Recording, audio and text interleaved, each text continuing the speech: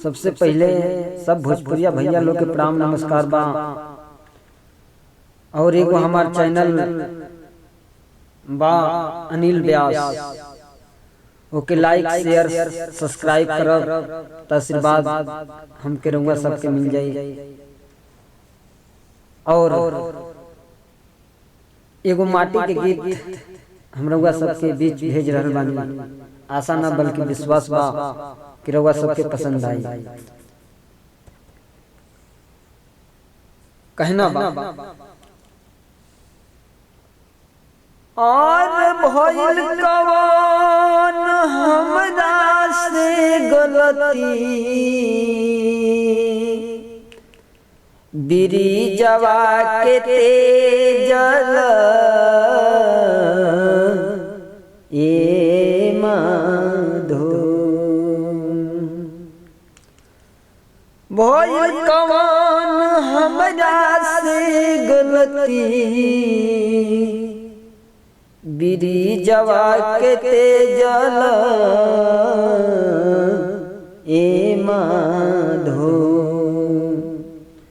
आज शुद्ध मुद्ध सब बिसरवल, शुद्ध मुद्ध सब बिसरवल, खबरियो न लिहल ए माधो।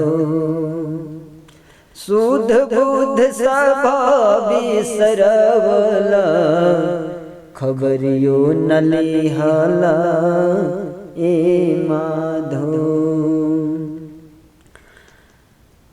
रहिती जे आर बन के कोयलिया, तबन बीच रहिती ए माधो।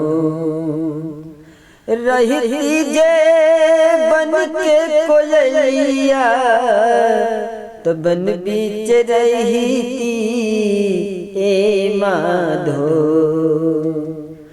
प्रभु करते शिकार, प्रभु करते जब शिकार, उठ उठती ए माधो। प्रभु करते शिकार, चहक उठ उठती ए माधो। रहिती जे आर रहिती, रहिती रहिती रहिती रहिती जे बन जल के मछरिया, त जल बीच रहिती ए माधो। रहिती जे जल के मछरिया, जल बीच रहिती ए माधो। प्रभु करते जब स्नान, प्रभु करते स्नान, चरण लपटैती ए माधो।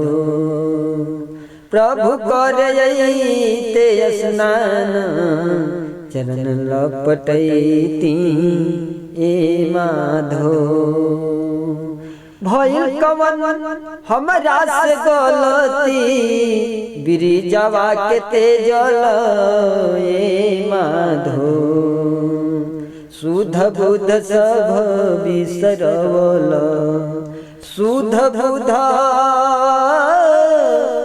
सब बिसरवल, खबरियो न लिहल ए माधो।